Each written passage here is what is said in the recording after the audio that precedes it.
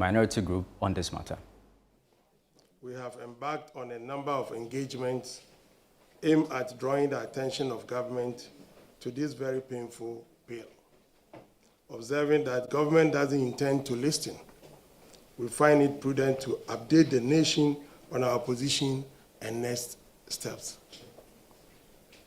From the onset, we would like to put on record our astonishment that this government, in a 360-degree turnaround and in a stark contrast to all its promises, has in less than 6 months imposed on Ghanaians the very levy they swore they never will.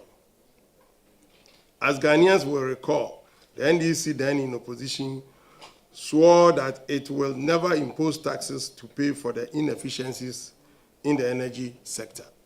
And this was said by my good friend, the Finance Minister, Honorable Atufo on March 11, 2025, during 2025 budget presentation.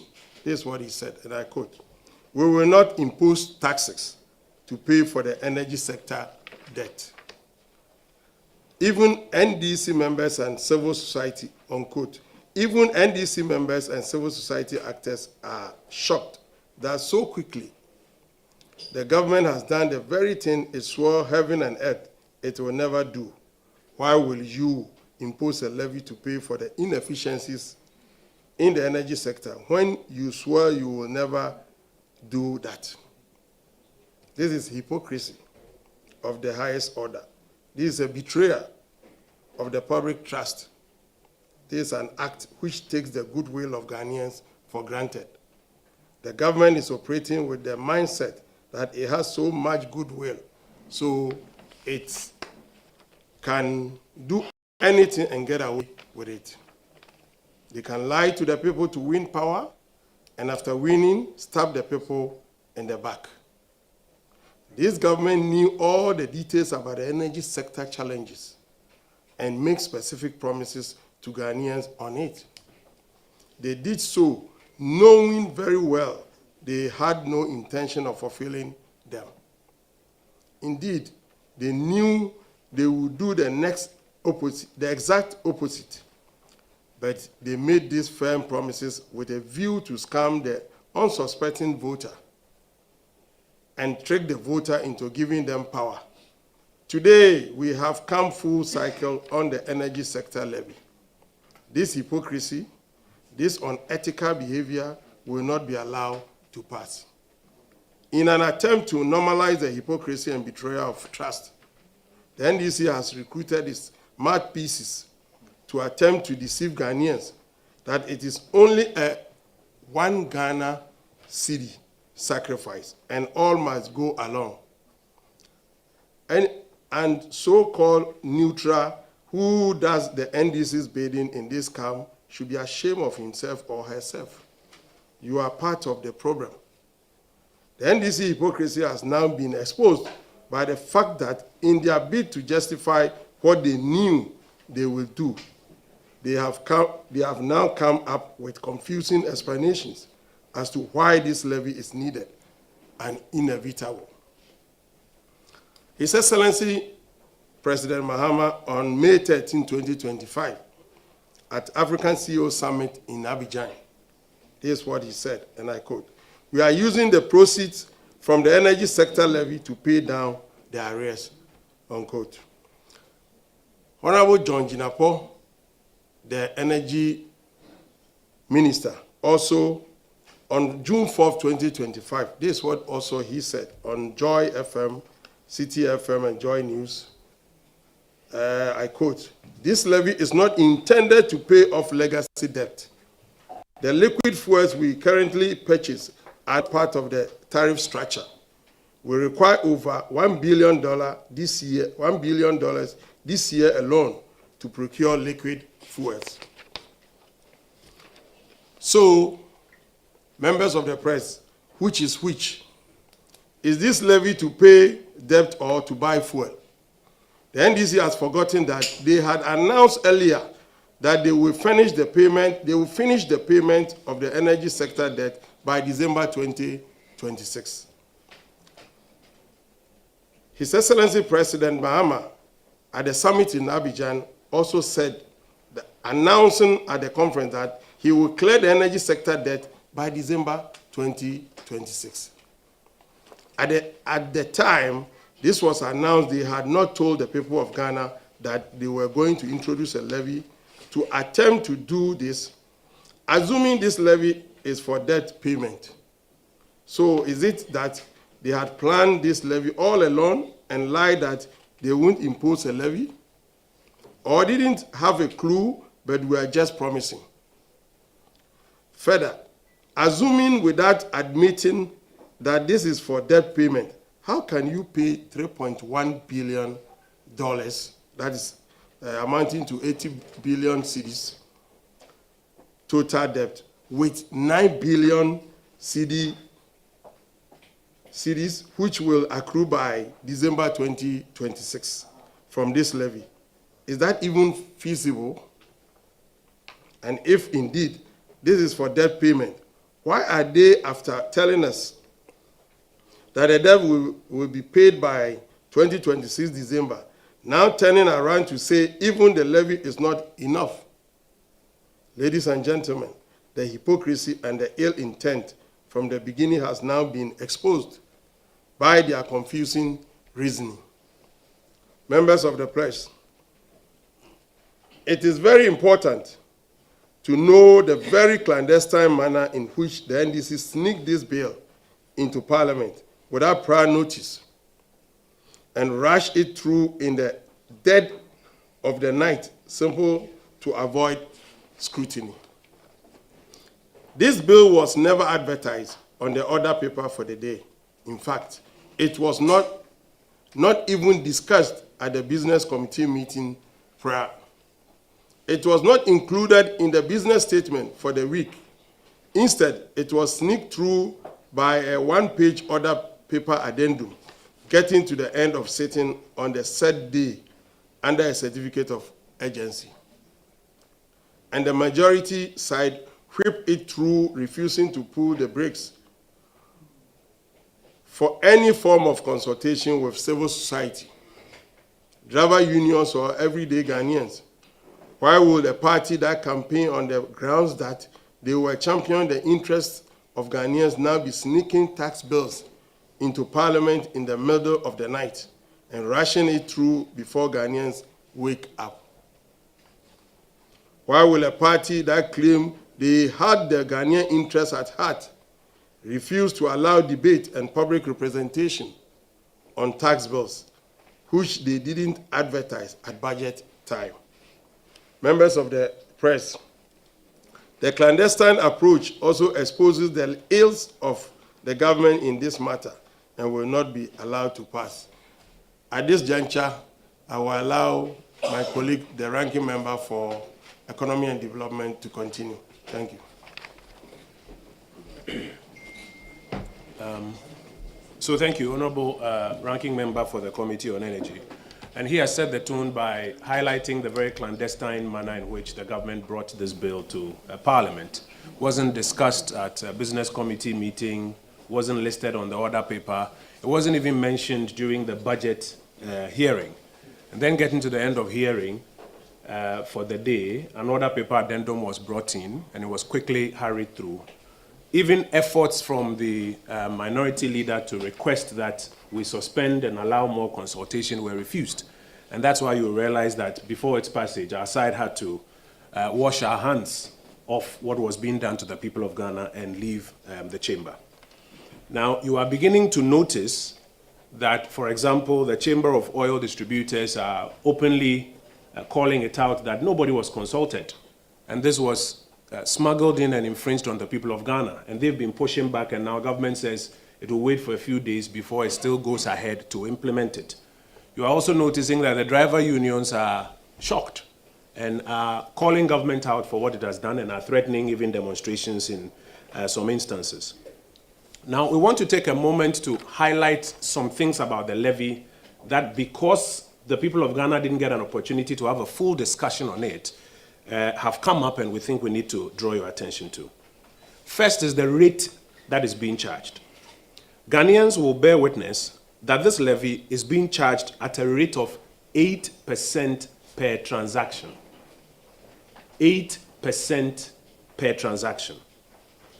And this makes it one of the highest tax rates introduced in Ghana in a single instance. If you study the history of VAT and many of our other revenue handles, you will notice that at the first instance of introduction, sometimes it's 1%, 1.5%, or 2%, and then maybe as the years go by, you may find some add-ons and then a consolidation. For this particular levy, at the first instance, the government is charging the people of Ghana 8%. And this is one of the highest rates at first instance in terms of taxation that is being introduced in the Republic. Again, even if this levy wasn't hypocritical, as has been mentioned by my brother, and had an honest justification, why will the government impose a levy with an 8% transaction rate on the people of Ghana? It's just simple wickedness. And to think that this 8% is on every gallon of fuel, actually cascading down to every liter of fuel, to pay for the inefficiencies in the energy sector, is simply a stab in the back of many people who believe the government at their word that they will not impose levies to pay for the inefficiencies in the energy sector.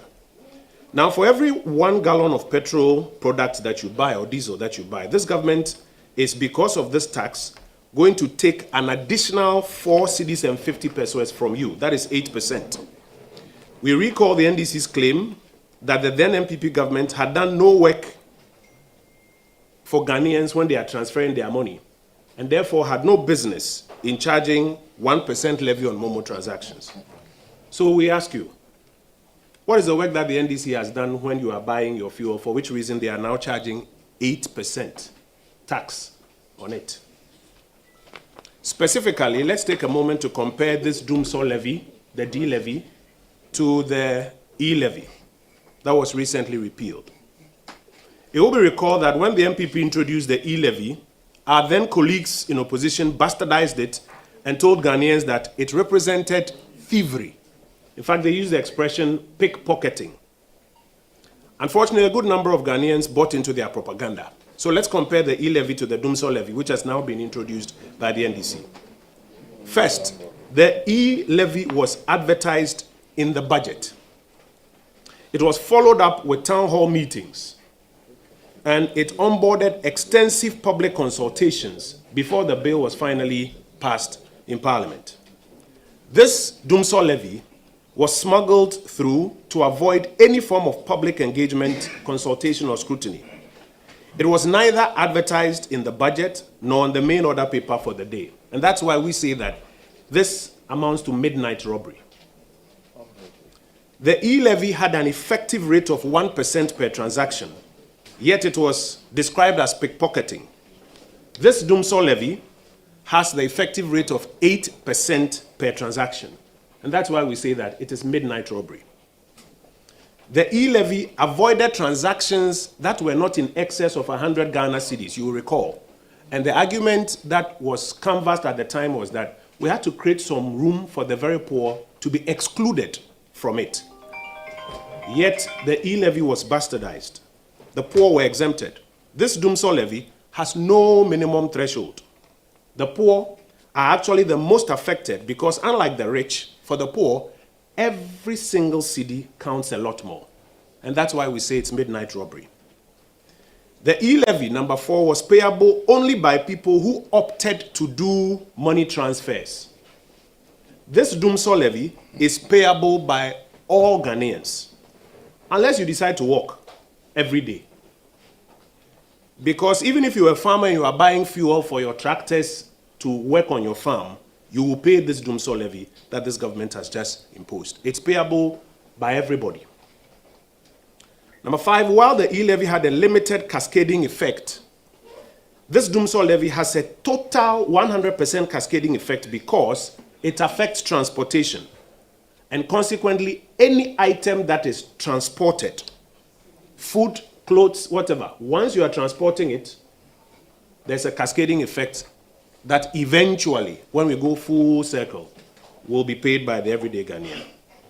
Number 6, the e-levy was designed to yield approximately 2 billion Ghana cedis from persons who elected to do transfers or transactions. Now, colleagues, you are here in Parliament. You will recall the day that the e-levy was repealed. Our good friend, the majority leader, was on his feet, shouting his voice hoarse that the government has put 2 billion cedis back into the pockets of Ghanaians. I'm sure you recall. This Dumsor levy is taking from everybody over 5.7 billion cedis for this fiscal year. So if repealing the e-levy put 2 billion back into the pockets of Ghanaians, what does introducing the Dumsor levy, that takes away 5.7 billion do? In his own words, this government is taking 5.7 billion Ghana cedis from the pocket of Ghanaians. And we think it is very dishonest because if you claim that you are giving Ghanaians 2 billion back, which was so untoward, it was evil by the previous administration, how do you give back 2 billion and take 5.7 billion from the people? It's only the NDC government that does that, justifies it, and expects everybody to say that that is some smart economic approach. We, however, have some alternative suggestions to make to the government, and I'd like to highlight a few of them. The minority believes strongly that if this government is minded to pay off the energy sector debt, because you recall that part of their justification is that they want to pay off the energy sector debt. In fact, the president said he will pay it off by December 2026. And we have just done the maths for you, that if you look at what is going to accrue in the 2 years, it cannot pay off the energy sector debt. But let us assume that they are being honest with that they want to pay off the energy sector debt. We think that what the government should do is to conclude the renegotiations of the of the power purchase agreements which were started by the previous administration, and to pass on two things, the fuel and capacity charges into the PPAs. Government should include these in the tariff calculations to eliminate the need for off-book debts that are caused by the take or pay clauses in the energy sector contracts that were signed between 2013 and 2016. And you will recall that that is one of the major challenges that has created the stock of energy sector debt. The capacity charges and the take or pay charges, which could not be included in the tariffs. And so every now and then a bill is sent to the finance ministry to pay, and that bill is accumulating. If the government is really intended to pay, one of the things it should do is to complete the renegotiation, move the fuel purchases and the excess capacity charges into the PPAs, so that when people consume a certain realistic amount, then they will pay. Number two, government should quicken the efforts to bring efficiency into the operations of GRIDCO and ECG to reduce transmission, distribution, and other technical losses. You have followed the arguments that part of the problem is the losses occasioned during transmission and distribution and collection. If government really means well, that is one of the areas to focus attention and front load.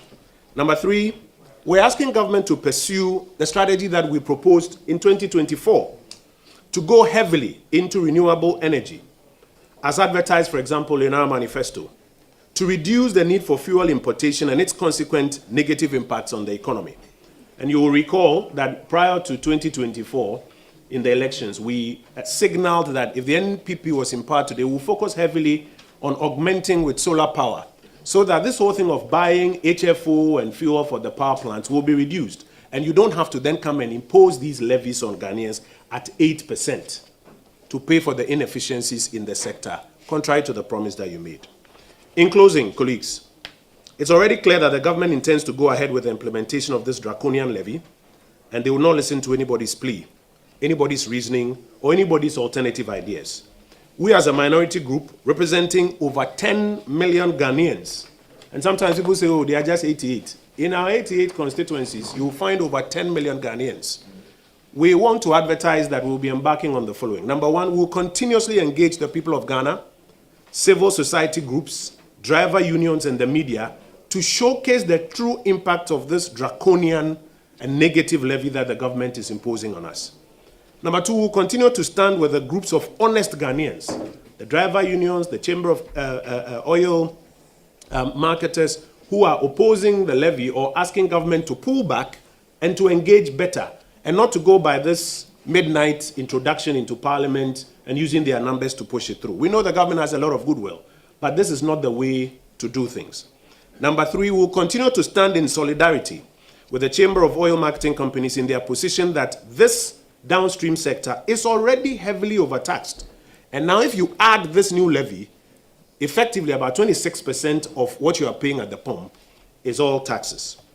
And we'll continue with our advocacy to government to withdraw this levy and adopt less painful and more pragmatic options, some of which we have suggested in this afternoon's press briefing. We are grateful to you for your attendance, and we look forward to further engagements on this subject. We'll take your questions and do a quick summary each. All right, thank you very much. Just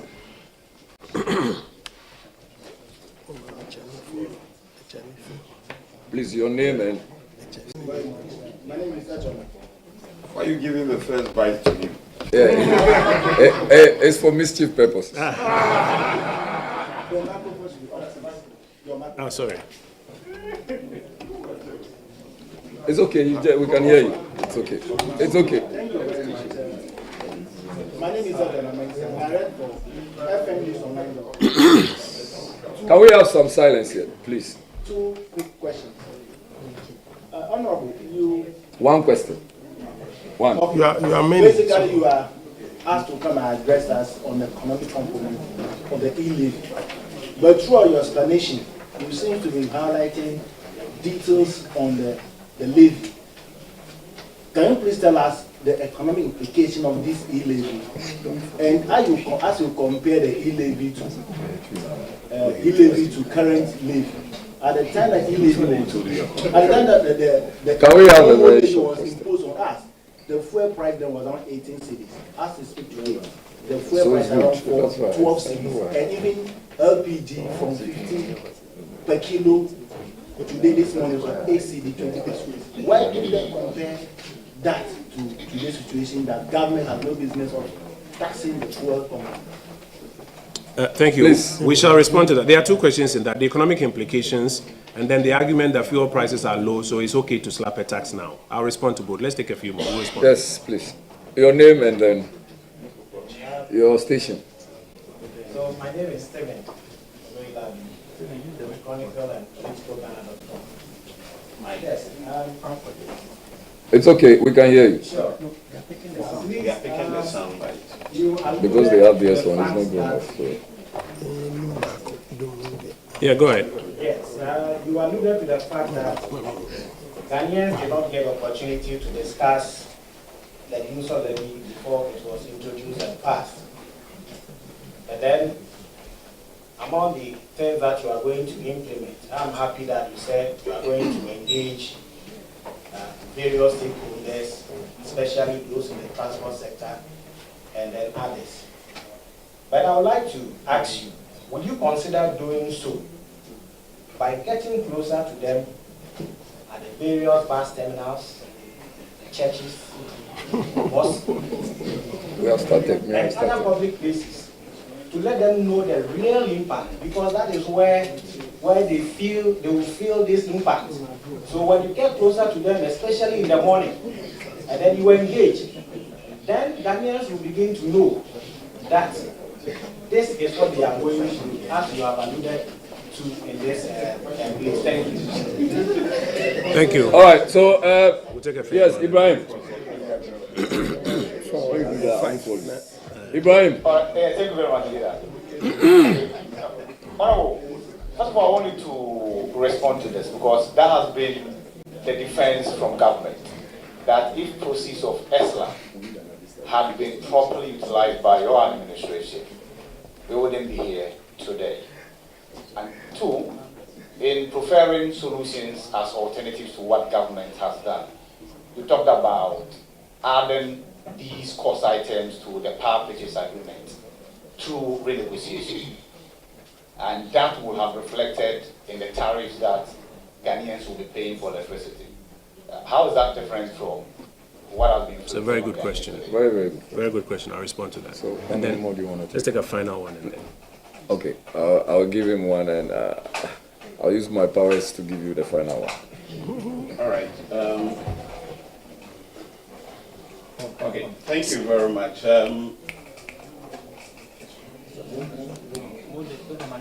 Okay, thank you very much. I listened to your question. You calling for... You listen to... your presentation, statement. You calling for total withdrawal. Do we have problem at the energy sector? And what percentage of levy will really help? And lastly, my worry, as you indicated, that is sneaked it in. Looking at their numbers and your numbers, I think there is this developing tendency at your end. Why is it that you said mighty minority, but the numbers over there, to tell Ghanaians that you are widely awake, we don't get the numbers over there. How are you addressing that one too? See, I wasn't giving you the opportunity. Please. It's not a fair question. What is that? Has that got to? Yes, yes, please.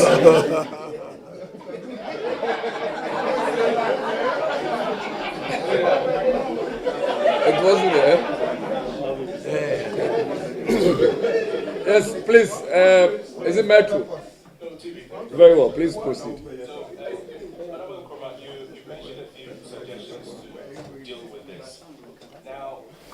Does it change the fact that even though we could renegotiate, we could move the fuel purchases and excess capacity charges, bring efficiency to the operations of ECG and grid, but we could do all of these things, but it will still not change the fact that we have to pay, maybe at a reduced cost. So if we still have to pay, what will the minority suggest the payment plan or the payment approach or the method be back to the taxes? So let me respond to this first set of questions. Is that TV3? Oh, okay. Let me respond to the first set of questions about the economic implications. So again, I'll take you back to the past. When a 1% levy was introduced on transactions that people elect to do, we were told that the economic implications were such that it will bring economic hardship, it will contribute to inflation, it will add to the difficulties of people. Today, an 8% levy has been imposed across board on all fuel, or at least petrol and diesel. As a start, you can clearly tell that as the driver unions are beginning to warn, eventually it will catch up with fuel prices. And when it does catch up with fuel prices, when fuel prices go up, the transmission effect is such that the prices of goods and services generally will begin to go up.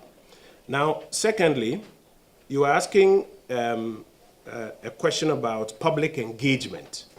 Yes, we intend to engage in various forms. Today we are outlining to you some of the things that we are going to be doing. We are not ending here. We'll be engaging at various levels to get people to understand the real incidence of this taxation and how it affects their daily lives and how it translates into the prices of goods and services as they go up. There was a question about, will passing it through the tariffs be any different? And let me answer. You see, tariffs are not set by government suo motu. Tariffs are set by the PURC. So the government will sign its PPAs, and the power producers will go and make a case to an adjudicator who will consider all of it and decide how much of it can be passed through. When government chooses not to put the fuel purchase and all the other matters into the PPA, but to do it on the side, to create a debt and then to come and slap you with a levy, there's nobody to look at that and to say that this can be passed on or this should be absorbed by the power producers. And that's the big difference. That's why we're saying that if you really mean well, let it go through the system and let the PURC and other entities have an opportunity to examine it and make a decision what you should absorb and what should be passed on. If government decides to keep it on the side and then charge you 8% to pay for it, you should be worried. There's a question about what percentage of levy will be a good idea. We've been clear. We are not asking for any percentage as a good idea. We are saying that listen to the driver unions and the oil marketing companies and the general public, pull back, engage some more, and find better ways of doing this other than just saying that because we have the numbers in the chamber and because we have goodwill, we will just slap it on people. Now, there was a question about the operations in the chamber. We have our strategies that we use to litigate all sorts of matters in the chamber. When the majority side decides that they will not in good faith advertise ahead of time that we want to introduce this tax. You were all here. You recall when we were approving the finance minister, and we drew his attention to the fact that the claim that he will increase revenue without increasing taxes cannot be true. I'm sure you were here, you recall. And that if indeed he could do that, we will support him. Because they knew at the time that what they were saying was not true, on the day that they were going to bring, in fact, the day of the budget, did any of you hear them advertise this particular levy? On the day that the business statement was read, prior to the sitting, did any of you see this on the other paper? So I'm not the one saying it, you are witnesses. Now, when they demonstrate such bad faith that they won't advertise it, they won't let you know, and last minute they'll tell you that we have the numbers, we'll push the numbers through, what are you left with? You have to let them have their way and draw the attention of the public to what they are doing, and that's exactly what we are doing at this point in time. Finally, there was a question on what sort of renegotiation. So, first of all, this issue of energy sector debt is not new. Recall that when we assumed power, it was at $2.5 billion, and the World Bank forecast said that it was going to get up to about $12 billion if nothing was done about it. I'm sure you've all read those reports. What our administration did was to start the process of renegotiation. You saw many times when IPPs would threaten that they'll switch off the power if we don't pay. And our teams, I recall Dr. Amin Anta and other teams at Finance and Energy, had extensive negotiations with them to ensure that they didn't carry through their threat. That is what a government does, so that you keep on the lights without necessarily passing on bills to the Ghanaian people.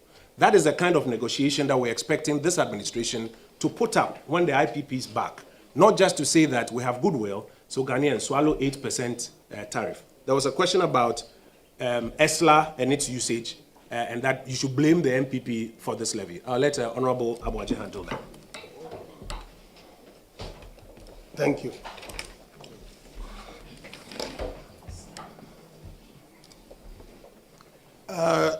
You recall those who are in Parliament. I'm talking about the press who are in Parliament.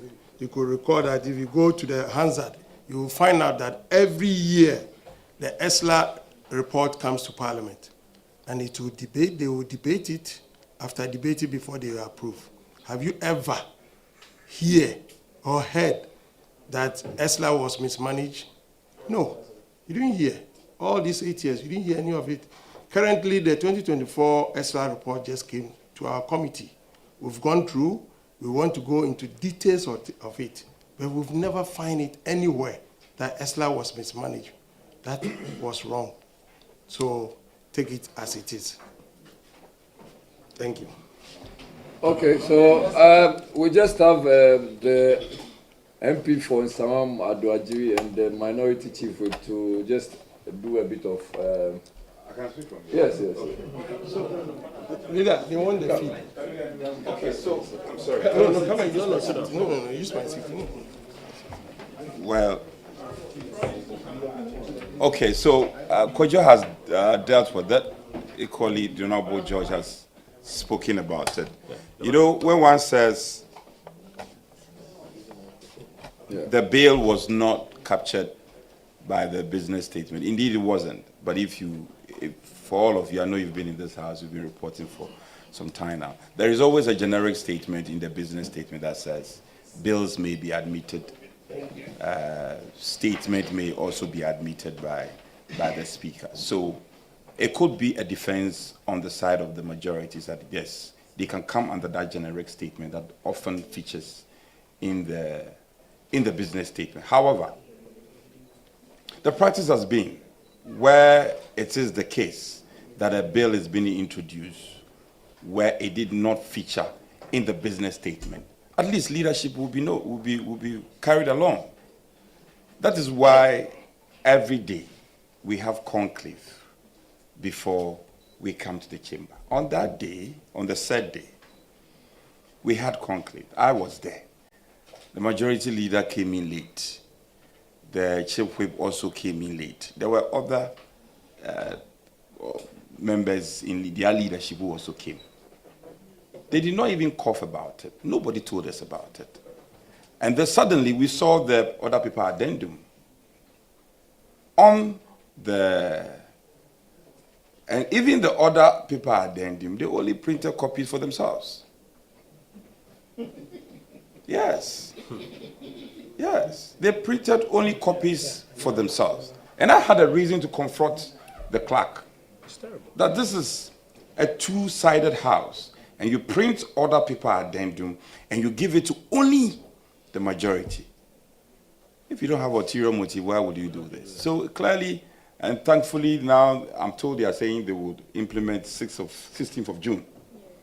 So confusion, they don't know whether they are moving forward or coming backwards. So this is the reality, and I had to buttress this because I'm in leadership and I have to give you this privileged information. I thank you.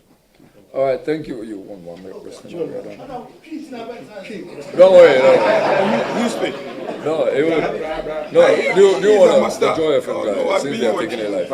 I don't know if there's a follow-up question. I'll just give you the final opportunity, please. Yes. Follow-up question. Just one last one. No. Joy. No, please.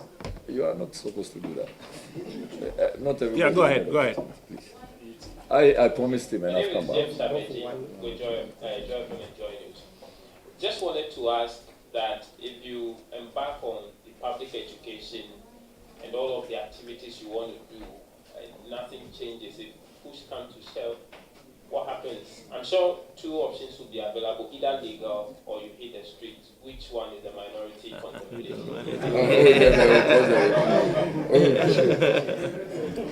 So this one is like you've written the story in your newsroom and you are looking for somebody to wear the cap. First of all, nobody goes to battle by fully announcing the full breadth of their strategies. Exactly. Today, what we have done is to inform you that, and there's a very important reason. When bills are introduced here in Parliament, you see them advertised, sometimes we invite memos. This is a revenue bill of a very significant nature, and the government just clandestinely brought it in. As a result, the public has not had an opportunity to come to full terms with its various implications. Look at the questions that some of you are asking.